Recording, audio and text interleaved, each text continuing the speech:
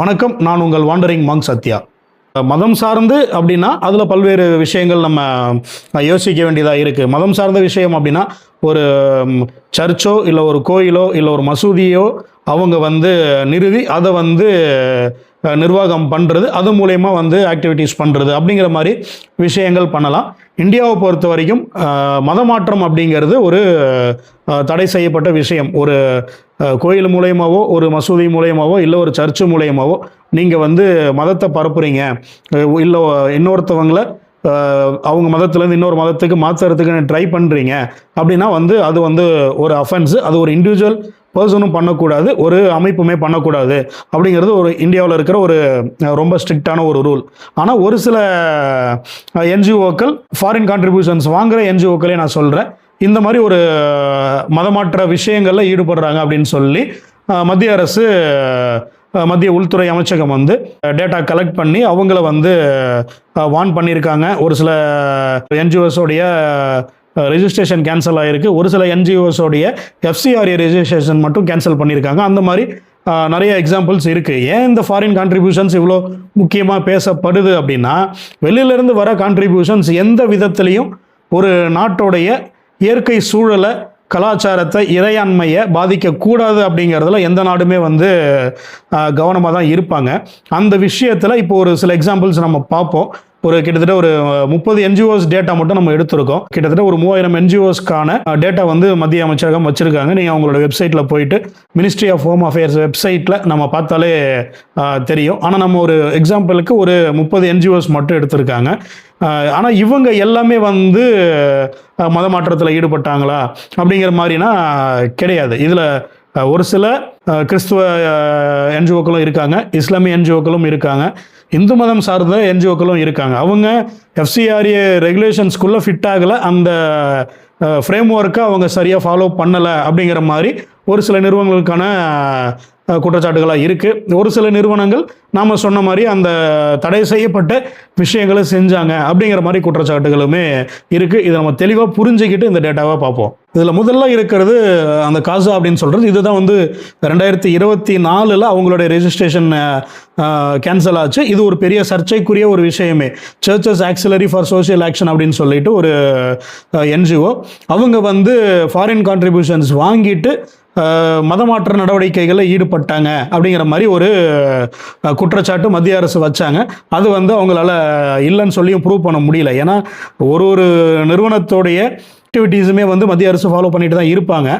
ஆதாரங்களோட குற்றச்சாட்டுகள் வைக்கும்போது அதை அவங்களால இல்லைன்னு மறுக்க முடியல. அப்படிங்கிறதால அந்த நிறுவனத்தோடைய ரெஜிஸ்ட்ரேஷன் கேன்சல் ஆச்சு. அதே மாதிரி அடுத்தது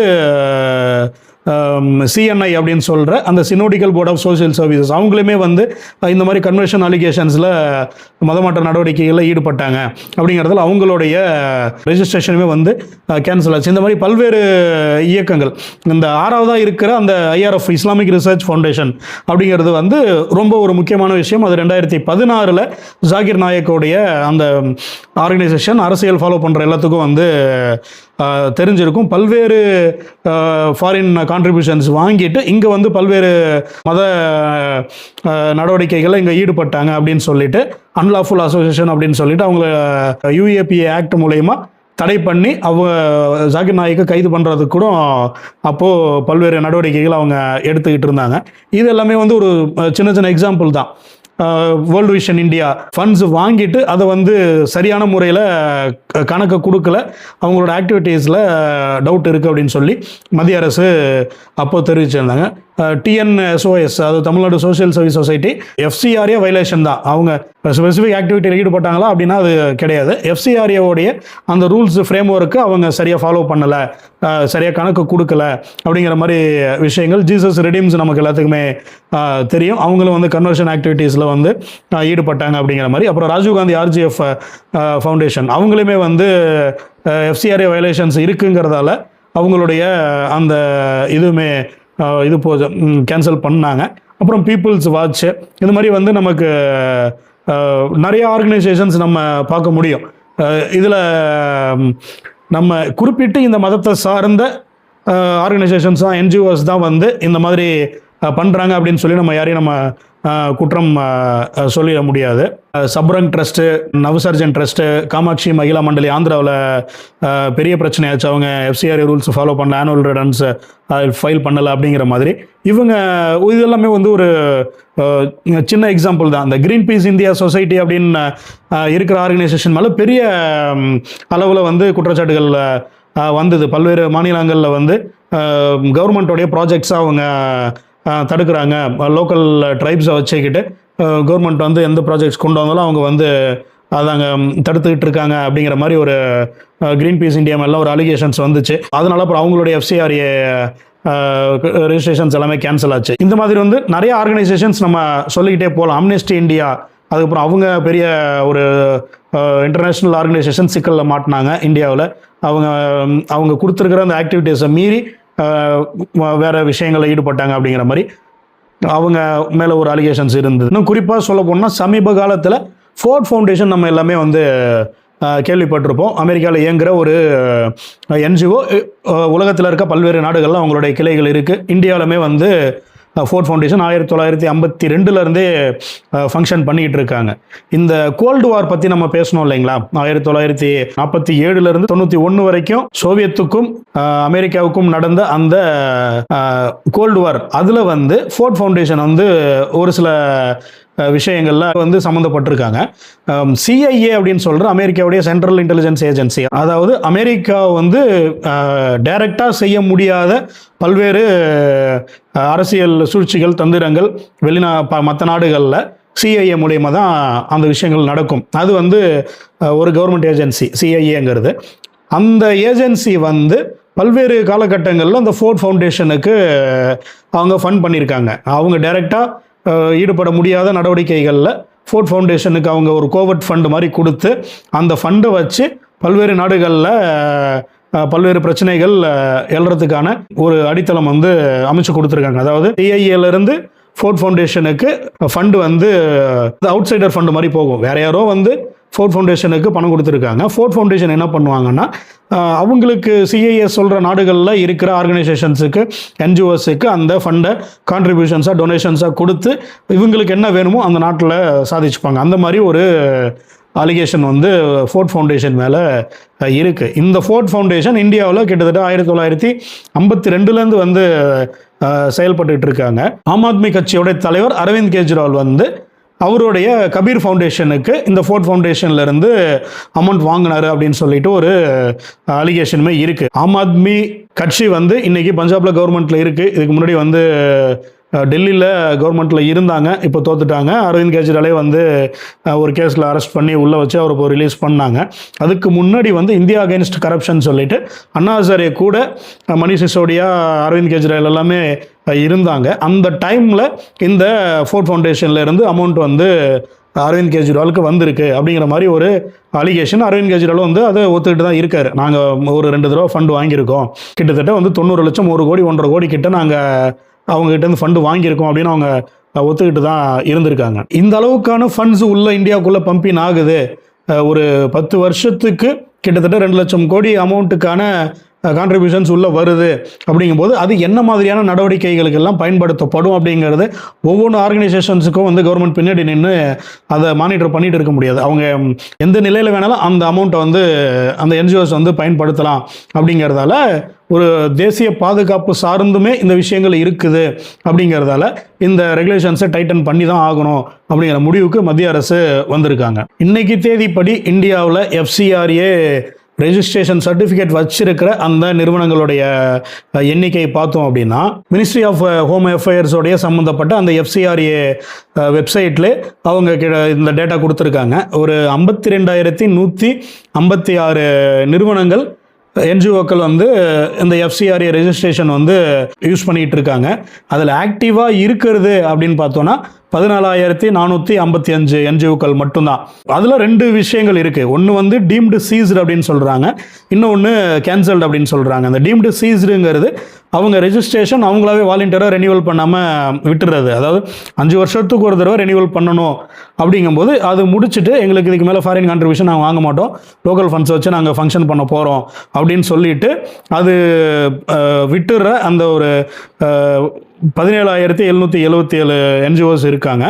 அதே மாதிரி கேன்சல்டு இந்த FCRA ஃப்ரேம் ஒர்க் ரூல்ஸை ஒழுங்காக ஃபாலோ பண்ணாமல், ரிட்டர்ன்ஸ் ஒழுங்காக சப்மிட் பண்ணாமல், இல்லை வாங்கின காசை வந்து சொன்ன ஆக்டிவிட்டீஸ் இல்லாமல் வேறு ஆக்டிவிட்டீஸ்க்கு பயன்படுத்துறதுங்கிற அந்த ஸ்க்ரூட்டனிக்குள்ளே வந்து கேன்சல் ஆன ஒரு 19,924 இந்த என்ஜிஓஸ் மத்திய அரசு இப்போ லிஸ்ட் பண்ணியிருக்காங்க. இது வந்து இன்னைய தேதிப்படி. இது டெய்லியுமே நம்ம FCRA வெப்சைட்டோட டேஷ்போர்டு பார்த்தோன்னா நமக்கு இது மாறிக்கிட்டு இருக்கும். அந்த ஆக்டிவாக இருக்கிற 14,455 என்ஜிஓஸ் எந்தெந்த மாநிலங்களில் அதிகமாக செயல்படுது அப்படின்னு நம்ம லிஸ்ட்டு பார்க்குறோம். இதில் தமிழ்நாட்டில் தான் வந்து அதிகமான என்ஜிஓஸ் வந்து FCRA வாங்கிட்டு ஃபங்க்ஷன் பண்ணுறாங்க. FCRA வேணான்னு சொல்லிட்டு ஃபங்க்ஷன் பண்ணுற என்ஜிஓஸும் அதிகம். தமிழ்நாடு பொறுத்த வரைக்கும் 2,101 என்ஜிஓஸ் இருக்காங்க. மகாராஷ்டிரா பொறுத்த வரைக்கும் 1,578. ஒவ்வொரு மாநிலத்துக்கும் ஒவ்வொரு யூனியன் டெரிட்டரிக்கும் பாண்டிச்சேரிலாம் பார்த்தோம்னா கிட்டத்தட்ட 57 ஆர்கனைசேஷன்ஸ் இருக்காங்க. அருணாச்சல் பிரதேசில் ஒரு 21 என்ஜிஓஸ் ஆர்கனைசேஷன்ஸ் இருக்காங்க. இந்தியா ஃபுல்லாக பரவலாக ஒரு 14,455 ஆர்கனைசேஷன்ஸ் இன்றைக்கும் ஆக்டிவாக ஃபாரின் கான்ட்ரிபியூஷன்ஸ் வாங்குறதுக்கு எலிஜிபிளாக ஃப்ரேம் ஒர்க்குள்ளே செட் ஆகி அந்த சர்டிஃபிகேஷன் வாங்கியிருக்காங்க அப்படின்னு சொல்லி மத்திய அரசு தெரிவிக்கிறாங்க. இப்போ இந்த 2026 பண்ண போகிற அந்த அமெண்ட்மெண்ட் என்ன அப்படிங்கிறத முக்கியமான அதில் விஷயங்கள் என்னங்கிறத பார்ப்போம். மார்ச் 25 வந்து இது அப்போ நடந்த நாடாளுமன்ற கூட்டத்தொடரில் டேபிள் பண்ணிட்டாங்க. அமித்ஷா வந்து இந்த மசோதா வந்து ஆக்டிவ் ஆக போது அதுக்கான ஃப்ரேம் ஒர்க் இது அப்படிங்கிறத அவங்க சப்மிட் பண்ணியிருக்காங்க. இது பல்வேறு எதிர்கட்சிகள் பல்வேறு டிஸ்கஷன்ஸ், அவங்களோட இன்புட்ஸு, பல்வேறு நிறுவனங்கள், என்ஜிஓஸு, மத நிறுவனங்கள், இவங்க எல்லாமே வந்து கவர்மெண்ட்ஸ்க்கு அவங்களோட இன்புட்ஸை கொடுத்துக்கிட்டு இருக்காங்க. கவர்மெண்ட் வந்து எந்த அளவுக்கு ஸ்டாண்ட் எடுப்பாங்க அப்படிங்கிறதையும் நமக்கு தெரியல. இதில் இந்த 2026 அமெண்ட்மெண்ட்டில் வரப்போகிற முக்கியமான மாற்றங்கள் என்ன அப்படிங்கிறத நம்ம இப்போ பார்ப்போம். இப்போ இருக்கிற எதிர்கட்சிகள் வந்து இந்த அமெண்ட்மெண்ட்டில் ஒரு முக்கியமான விஷயத்தை தான் வந்து அவங்க பெரிய குறையாக சொல்லிட்டு இருக்காங்க. அதாவது டெசிக்னேட்டட் அத்தாரிட்டி அப்படின்னு சொல்லிட்டு ஒரு ப்ரொவிஷனை வந்து சென்ட்ரல் கவர்மெண்ட் கொண்டு வராங்க. அதாவது என்னன்னு பார்த்தோம் அப்படின்னா, ஒரு என்ஜிஓ FCRA ரெஜிஸ்ட்ரேஷன் பண்ணி ஃபண்ட்ஸ் வாங்கிட்டு இருக்காங்க. அப்படிங்கும்போது ஒருவேளை அவங்களுடைய ஃபண்டிங்கில் இர்ரெகுலாரிட்டிஸ் இருக்குது, அந்த பயன்பாட்டில் இர்ரெகுலாரிட்டிஸ் இருக்குது அப்படின்னா கேன்சல் பண்ணுறதுக்கான அத்தாரிட்டி, அதை சஸ்பெண்ட் பண்ணுறதுக்கான அத்தாரிட்டி வந்து மத்திய அரசுக்கு இருக்குது அப்படின்னு சொல்லி நம்ம ஏற்கனவே தெரியும். அப்படி இருக்கும்போது இந்த ஃபாரின் கான்ட்ரிபியூஷன்ஸ் மூலயமா அவங்க வாங்கின அந்த அசட்ஸ் இருக்கு இல்லையா, ஒரு ஸ்கூலாக இருக்கட்டும், இல்லை ஒரு பில்டிங்காக இருக்கட்டும், இல்லை ஒரு மதம் சார்ந்த ஒரு ஒர்ஷிப் பிளேஸாக இருக்கட்டும், அந்த விஷயங்களை வந்து ஒரு டெசிக்னேட்டட் அத்தாரிட்டின்னு சொல்லிட்டு ஒரு பர்சனை வச்சு ப்ராப்பர்ட்டிஸை மத்திய அரசு வந்து அவங்களுடைய கட்டுப்பாடுக்குள்ளே கொண்டு வந்துடுவாங்க. இது வந்து ஒரு பெர்மனண்ட் விஷயம் கிடையாது. அதாவது அந்த டெசிக்னேட்டட் அத்தாரிட்டிக்கு என்ன பவர் அப்படின்னா, ஒரு தமிழ்நாட்டில் ஒரு சர்ச் இருக்குன்னே வச்சுப்போமே, அந்த சர்ச்சுக்கு வந்து அதுக்கான இடங்கள் இருக்குது, ஒரு ஸ்கூல் இருக்குது, ஒரு ஹாஸ்பிட்டல் இருக்குது, இதெல்லாம் அந்த சர்ச் வந்து நிர்வாகம் பண்ணுறாங்க அப்படின்னா அவங்களுடைய அந்த ஃபாரின் கான்ட்ரிபியூஷன் ஃப்ரேம் ஒர்க், அந்த FCRAல வாங்குகிற ஃபண்ட்ஸில் ஏதாவது இர்ரெகுலாரிட்டிஸ் இருக்குது, முறைகேடுகள் நடந்திருக்கு அப்படின்னு சொல்லி மத்திய அரசு கண்டுபிடிக்கிறாங்கன்னா அந்த டைமில் அவங்களுடைய சஸ்பென்ஷன் வந்து எஃபெக்ட்டுக்கு வந்துடும். FCRA லைசன்ஸ், அந்த என்ஜிஓடைய லைசன்ஸ் வந்து சஸ்பெண்ட் பண்ணிடுவாங்க. அப்படி இருக்க பட்சத்தில் அந்த சஸ்பென்ஷன் டைமில் இந்த ப்ராப்பர்ட்டிஸ் அசெட் எல்லாமே வந்து அந்த டெசிக்னேட்டட் அத்தாரிட்டியோடைய கண்ட்ரோலில் போயிடும். அவங்க அதை நிர்வாகம் பண்ண ஆரம்பிச்சிடுவாங்க. இது வந்து ஒரு டெம்பரரி வெஸ்டிங் அப்படின்னு தான் சொல்கிறாங்க. நீங்கள் சஸ்பென்ஷனில் இருக்கீங்க, இந்த அலிகேஷன்ஸ் இருக்குது அப்படின்னா உங்களுடைய அந்த நிர்வாகம் ஃபுல்லாக அந்த டெசிக்னேட்டட் அத்தாரிட்டி வந்து பார்த்துப்பாங்க. நீங்கள் அதுக்கான ஒழுங்கான இது கொடுத்துட்டீங்க, பதில் கொடுத்துட்டீங்க அப்படின்னா அதை வந்து ரிவோக் பண்ணிட்டு போகிறாங்க. உங்கள் சஸ்பென்ஷன் கேன்சல் ஆகிடும். திரும்ப வந்து நீங்கள் உங்களுடைய அந்த நிர்வாகத்தை நீங்கள் பார்க்க ஆரம்பிக்கலாம். அப்படிங்கிற மாதிரி ஒரு முக்கியமான ஒரு சாராம்சம் இந்த அமெண்ட்மெண்ட்டில் அவங்க கொண்டு வராங்க. இதில் நிறைய விஷயங்கள், அந்த டெம்பரரி வெஸ்டிங் சொல்கிறாங்க, பெர்மனன்ட் வெஸ்டிங் சொல்கிறாங்க. டெம்பரரினா சஸ்பென்ஷன் இருக்கிற பீரியடில் அந்த அசட்ஸ் எல்லாம் வந்து கவர்மெண்ட் மெயின்டைன் பண்ணுவாங்க. சஸ்பென்ஷன் ரிவோக் ஆகிடுச்சு, நாங்கள் வந்து சரியான டாக்குமெண்ட் சப்மிட் பண்ணிட்டோம் அப்படிங்கிற பட்சத்தில் உங்கள் சஸ்பென்ஷன் கவர்மெண்ட் வந்து நீக்கிட்டாங்கன்னா திரும்ப வந்து நீங்கள் உங்களுடைய அந்த நிர்வாகத்தை நீங்கள் தொடரலாம். இல்லை ஒருவேளை உங்களுக்கு கொடுத்த அந்த டைமில் ஒரு 6 மாதமோ இல்லை 1 வருஷமோ உங்களுக்கு கொடுக்குற டைமுக்குள்ளே நீங்கள் உங்களுடைய தரப்பு நியாயத்தை கவர்மெண்ட்டுக்கு சொல்லலை, டாக்குமெண்ட்ஸ் சரியாக கொடுக்கல அப்படின்னா அதுக்கப்புறம் வந்து அது பெர்மனன்ட் வெஸ்டிங் அப்படிங்கிற மாதிரி ஒரு விஷயத்துக்கும் போகிறாங்க. அதாவது உங்களுடைய மொத்தமாக இருக்கிற அந்த assets, property, school, college, hospital எதுவாக இருந்தாலும் வந்து கவர்மெண்ட்டே வந்து அதை எடுத்துப்பாங்க அப்படிங்கிற மாதிரி ஒரு ஃப்ரேம் ஒர்க்கும் இதில் கொண்டு வராங்க. இதில் இன்னொரு விஷயம், பிளேசஸ் ஆஃப் ஒர்ஷிப் அப்படின்னு சொல்லி ஒரு விஷயமும் அதில் இருக்குது. அதாவது நீங்கள் ஒரு கோயிலோ இல்லை ஒரு மசூதியோ இல்லை ஒரு சர்ச்சோ நீங்கள் நடத்துகிறீங்க, அது கவர்மெண்ட் வந்து டேக் ஓவர் பண்ணிட்டாங்க அப்படின்னா அதை வந்து வேறு எந்த பர்பஸ்க்காகவும் அதை யூஸ் பண்ண மாட்டாங்க. ஸ்கூலு, ஹாஸ்பிட்டலு எல்லாத்துக்கும் இதே விஷயம் தான் சொல்கிறாங்க. அதை எடுத்து வேறு பர்பஸ்க்காக யூஸ் பண்ண மாட்டாங்க. அதாவது நீங்கள் நடத்திட்டு இருக்கிற அந்த விஷயம் வெறும் மேனேஜ்மெண்ட் மட்டும்தான் கவர்மெண்ட் கிட்ட போகும், ஆக்டிவிட்டீஸ் அதே தான் கண்டினியூ ஆகும் அப்படிங்கிற மாதிரி அந்த ஒரு விஷயமே வச்சுருக்காங்க. இந்த விஷயங்கள் தான் வந்து எதிர்க்கட்சிகள் இப்போது பெருசாக பேசிக்கிட்டு இருக்காங்க. இன்னொரு முக்கியமான விஷயமும் இந்த 26 அமெண்ட்மெண்ட்டில் நம்ம என்ன பார்க்கணுன்னா, எஃப்சிஆர்ஏ வயலேஷன்ஸில் ஈடுபடுற அந்த என்ஜிஓக்களுடைய நிர்வாகிகளுக்கு இதுக்கு முன்னாடி வந்து 5 வருட கடுங்காவல் சிறை தண்டனை அப்படின்னு இருந்ததை குறைச்சி ஒரு வருஷமாக வந்து அதை கொண்டு வராங்க. ஏன்னா இது கிரிமினல் ப்ரொசீடிங்ஸ்க்கான தண்டனை கிடையாது, இது ஃபினான்ஷியல் இரெகுலாரிட்டிஸ்க்கான விஷயம் அப்படிங்கிறதால அது ஏன் 5 வருஷமாக தண்டனை கொடுத்துட்டு இருக்கணும், அதை 1 வருஷமாக அதை கம்மி பண்ணி கொண்டு வரலாம் அப்படின்னு சொல்லிட்டு அதை கம்மி பண்ணி 1 வருஷமாகவும் இப்போ அதை கொண்டு வந்து ஒரு மாற்றம் அதில் பண்ணியிருக்காங்க. இந்த ஃபாரின் கான்ட்ரிபியூஷன்ஸ் ரெகுலேஷன்ஸ் ஆக்ட் அப்படிங்கிறது இந்தியாவில் மட்டும்தான் இருக்கா, இல்லை இந்தியாவில் செயல்படுற அந்த சர்ச்சஸ், மசூதிகளை வந்து டார்கெட் பண்ணி மட்டுமே இந்திய அரசு செயல்படுதா அப்படிங்கிற மாதிரி பார்த்தோம் அப்படின்னா கிடையாது. அது கிட்டத்தட்ட எல்லா உலக நாடுகள்லையுமே வந்து இந்த ஆக்ட் வந்து இருக்க தான் செய்யுது. அவங்களுமே வந்து அவங்க நாட்டுக்குள்ளே வர ஃபாரின் கான்ட்ரிபியூஷன்ஸை வந்து மானிட்டர் பண்ணுறாங்க. அங்கேயுமே வந்து ஸ்ட்ரிக்ட் ரூல்ஸ் இருக்குது. அவங்க என்ன சொல்ல போனால் ஃபாரின் ஏஜென்சிஸ் ரெஜிஸ்ட்ரேஷன் ஆக்டுமே நிறையா வச்சுருக்காங்க. அதாவது வெளிநாட்டிலேருந்து இந்தியா அவங்க நாட்டுக்குள்ளே வர அந்த ஏஜென்சிஸ் வந்து தனியாக ரெஜிஸ்ட்ரேஷன் பண்ணியிருக்கணும் அப்படிங்கிற மாதிரியுமே வந்து பல்வேறு விஷயங்கள் பல்வேறு நாடுகள் வச்சுருக்காங்க. அதையுமே வந்து ஒரு சின்ன டேட்டா நம்ம பார்ப்போம். அமெரிக்காலாம் வந்து ஃபாரின் ஏஜென்ட்ஸ் ரெஜிஸ்ட்ரேஷன் ஆக்ட் அப்படின்னு சொல்லிட்டு அவங்க வச்சுருக்காங்க. அதாவது வெளிநாட்டிலேருந்து ஒரு என்ஜிஓ மூலயமா நீங்கள் அங்கே நாட்டுக்குள்ளே போய் ஒரு விஷயம் செய்ய போகிறீங்க அப்படின்னாலே நீங்கள் வந்து அங்கே ரெஜிஸ்ட்ரேஷன் பண்ணியிருக்கணும் அப்படிங்கிற மாதிரி ஒரு சட்டமே வச்சுருக்காங்க. இங்கிலாண்டில் வந்து charity commission and charities act frame work அப்படின்னு சொல்லிட்டு என்ஜிஓக்கள் செயல்படுறதுக்கான ஒரு ஃப்ரேம் ஒர்க் அவங்க வச்சுருக்காங்க. ஆஸ்திரேலியா பொறுத்த வரைக்கும் foreign influence transparency scheme aphids அப்படின்னு சொல்லிட்டு அவங்க ஒரு விஷயம் வச்சுருக்காங்க. இது உலகத்தில் இருக்க பெரிய நாடுகள்லேருந்து சின்ன நாடுகள் வரைக்கும் எல்லாமே வந்து வச்சுருக்காங்க. Singapore, UAE, Malaysia, Georgia, Hungary, Egypt. ஹங்கேரிலாம் வந்து அந்த கோல்டு வாரில் ரொம்ப பாதிக்கப்பட்ட நாடு ஃபாரின் ஃபண்ட்ஸ் மூலயமா. அவங்கெல்லாம் வந்து அந்த foreign funded organisations frame work அப்படின்னு சொல்லிட்டு 2017 ஒரு சட்டம் கொண்டு வந்திருக்காங்க. இது எல்லாமே வந்து நம்ம புதுசாக இந்தியாவுக்குள்ளே அமெரிக்காலாம் பார்த்தோன்னா இந்த foreign agents registration act Farah வந்து 1938 அவங்க கொண்டு வந்திருக்காங்க. நம்மளாம் வந்து ரொம்ப லேட்டாக 76 தான் கொண்டு வந்திருக்கோம். இன்னைக்கு வந்து அமெரிக்காவிலேருந்து பல்வேறு எதிர்ப்பு குரல்கள் வந்து இந்த எஃப்சிஆர்ஏவுக்கு வருது. இந்தியாவில் இருக்க சர்ச்சஸோட குறவலையை நெருக்கிற அளவுக்கு வந்து மத்திய அரசு வந்து ரூல்ஸ் கொண்டு வராங்க. இந்த மாதிரிலாம் ரூல்ஸ் கொண்டு வர்றது மத நிறுவனங்களுடைய சுதந்திரத்தை செயல்பாடுகளை வந்து முடக்கிற மாதிரி ஆகிடும் அப்படின்னு சொல்லிட்டு அமெரிக்காவிலேருந்து செனட்டர்ஸ் எல்லாமே வந்து ரிலே மூர்லாம் வந்து குரல் கொடுத்துட்டு இருக்காங்க. இது ஏன் வந்து இவ்வளோ பெரிய ஒரு விஷயமா பேசப்படுது அப்படின்னு சொல்லிட்டு நமக்கு தெரியல. ஏன்னா அமெரிக்கா வந்து 1938 வந்து ஒரு ஆக்ட் வச்சுருக்காங்க. இது வந்து இந்தியாவில் வந்து மதமாற்றத்தை தடை பண்ணுறதுக்கு இந்த ஆக்ட் வருது, ஆர்கனைசேஷன்ஸ் இதில் பண்ணுறாங்க அப்படின்னா அப்புறம் அமெரிக்காக்காரன் எதுக்கு இந்த சட்டத்தை வச்சுருக்கான்? ஏன் வந்து ஆஸ்திரேலியாக்காரன் அந்த சட்டத்தை ஏன் வச்சுருக்கான்? அவனுக்கு நாட்டில் இங்கேருந்து நம்ம போயிட்டு என்ன அங்கே மதமாற்றம் பண்ணிகிட்டு இருக்கோமா, ஹிந்து மதத்துக்கு மாற சொல்லி அவன் ஏன் அந்த சட்டத்தை வச்சுருக்கான்? இது வந்து ஒரு பேசிக் ஒரு லா. இந்த ஒரு நாடு இருக்குது அப்படின்னா அந்த நாட்டுடைய செக்யூரிட்டி சம்மந்தமாக, பாதுகாப்பு சம்மந்தமாக, இறையாண்மை சம்மந்தமாக, மக்களுடைய கலாச்சாரம், அவங்களுடைய அடிப்படை விஷயங்கள் பாதிக்கப்படாத ஒரு சூழ்நிலையில் மக்கள் இருக்கணும் அப்படிங்கிறதுல ஏற்றப்படுற ஒரு சட்டம் தான் இந்த மாதிரி சட்டங்கள். இதுக்குள்ளே வந்து நம்ம செட் ஆகி தான் நீங்கள் ஒரு விஷயத்தை பண்ணும். ஒரு என்ஜிஓவாக இருந்தாலும் சரி, ஒரு மத நடவடிக்கையாக இருந்தாலும் சரி, இதுக்குள்ளே செட் ஆகி தான் நீங்கள் பண்ணணும்.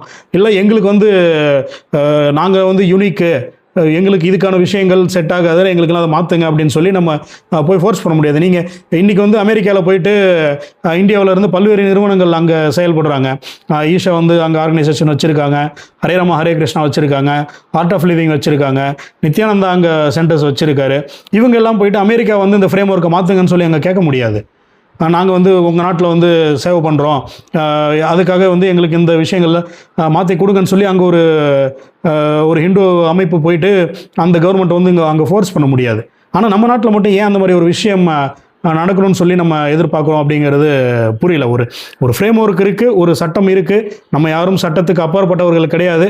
கவர்மெண்ட் ஒரு சட்டத்தை கொண்டு வராங்க, அதை ஏற்றுறாங்க அப்படின்னா அந்த ஃப்ரேம் ஒர்க்குள்ளே நம்ம செட் ஆகி நம்ம ஒர்க் பண்ணணும். அதுதான் வந்து ஒரு ஜனநாயகத்தில் இருக்கிற ஒரு குடிமகனுடைய கடமை. அதை விட்டுட்டு வந்து திமுகலாம் பார்த்தோன்னா அவங்க கட்சியில் இருக்கிற எம்பி வில்சன் தலைமையில் ஒரு 15 பேர் கொண்ட ஒரு குழுவை, கிறிஸ்துவ அமைப்பை சார்ந்த ஒரு குழுவை கொண்டு போயிட்டு மத்திய அமைச்சர் அமித்ஷாவை பார்த்து இந்த மாற்றங்கள்லாம் பண்ணணும்னு சொல்லி அவங்க அதில் கேட்குறாங்க. அந்த 15 பேர் கொண்ட குழுலையே வந்து பல்வேறு நிறுவனங்கள் மேலே வந்து அலிகேஷன்ஸ் இருக்குது. அவங்க FCRA ரூல்ஸை ஃபாலோ பண்ணல, இல்லை வந்து கன்வர்ஷன் ஆக்டிவிட்டீஸில் ஈடுபட்டாங்க அப்படிங்கிற மாதிரி அவங்க மேலேயுமே இருக்குது. அதில் அந்த அலிகேஷனில் இருக்க ஒரு 4-5 பேர் வந்து ஓப்பனாக வந்து FCRA ஆக்டுக்கு வந்து எதிராக பேசியிருக்காங்க. அப்படிங்கும்போது திமுக, காங்கிரஸ், எதிர்கட்சிகள் வந்து இந்த மாதிரி விஷயங்களை வந்து பேசுறதுங்கிறது ஒரு சரியான விஷயமா தெரியல. இன்னும் சொல்ல போனால் நம்ம ஏற்கனவே பேசுன மாதிரி 2010 இந்த ரூல்ஸை வந்து ரொம்ப ஸ்ட்ரிக்ட் பண்ணி கொண்டு வந்ததே காங்கிரஸ் கவர்மெண்ட்டில் தான். அப்போ திமுக வந்து அவங்க கூட்டணியில் தான் இருந்துச்சு. இந்த 2010 அமெண்ட்மெண்ட்டுக்கு கவர்மெண்ட்டுக்கு சப்போர்ட் பண்ணி ஓட்டு போட்டதும் இதே திமுக தான். இன்றைக்கி மட்டும் வந்து எப்படி அந்த சட்டம் வந்து செல்லுபடி ஆகாது அப்படிங்கிறது அவங்களுக்கு ஞானோதயம் வந்துச்சு அப்படிங்கிறதும் தெரியல. அதே மாதிரி மதம் சார்ந்து செயல்படுற NGOஸுமே வந்து இது எங்களுடைய செயல்பாடுகளை முடக்கிறதுக்கான ஒரு நடவடிக்கையாக தான் வந்து மத்திய அரசு இந்த சட்டத்தை கொண்டு வராங்க அப்படிங்கிற மாதிரி ஒரு கருத்தும் தெரிவிக்கிறாங்க. மத்திய அரசு பொறுத்த வரைக்குமே அவங்களுமே ஒரு தெளிவான கருத்து தான் சொல்கிறாங்க. NGOஸ் வாங்குகிற ஃபாரின் கான்ட்ரிபியூஷன்ஸ் பொறுத்த வரைக்கும் அது உள்ளே வர வெறும் டொனேஷன்ஸை மட்டும் நம்ம பார்த்துட முடியாது. அது எங்கெல்லாம் போயிட்டு என்ன மாதிரி நடவடிக்கைகளில் அந்த ஃபண்டு வந்து இன்வால்வ் ஆகுது, என்ன மாதிரிலாம் யூட்டிலைஸ் ஆகுது அப்படிங்கிற விஷயங்களும் நம்ம பார்க்க வேண்டும். இது வந்து ஒரு தேச நலன் சார்ந்து பாதுகாப்பு சார்ந்த ஒரு விஷயம் அப்படிங்கிறதுல இதில் நாங்கள் எந்த காம்ப்ரமைஸும் பண்ண மாட்டோம் அப்படிங்கிற விஷயத்தில் மத்திய அரசும் உறுதியாக இருக்கிற மாதிரி தான் தெரியுது. இன்னும் ஒரு சில நாளில் எப்படி நாடாளுமன்றத்தில் இந்த மசோதா வந்து ஓட்டிங்க்கு வரும். அப்போ என்ன நடக்குது, யாரெல்லாம் சப்போர்ட் பண்ணுறாங்க, என்ன மாதிரி எதிர்ப்புகள் வரப்போகுது அப்படிங்கிறத பார்ப்போம். இல்லை மத்திய அரசு என்ன இதில் ஏதாவது திருத்தங்கள் செய்ய போகிறாங்களா, இல்லை இந்த ரூல்ஸ் என்ன ஸ்ட்ரிக்ட் பண்ணுவாங்களா அப்படிங்கிறத நம்ம பொறுத்திருந்து பார்ப்போம். அதுவரை உங்கள் வாண்டரிங் மாங்க் சத்யாவுடன் இணைந்திருங்கள்.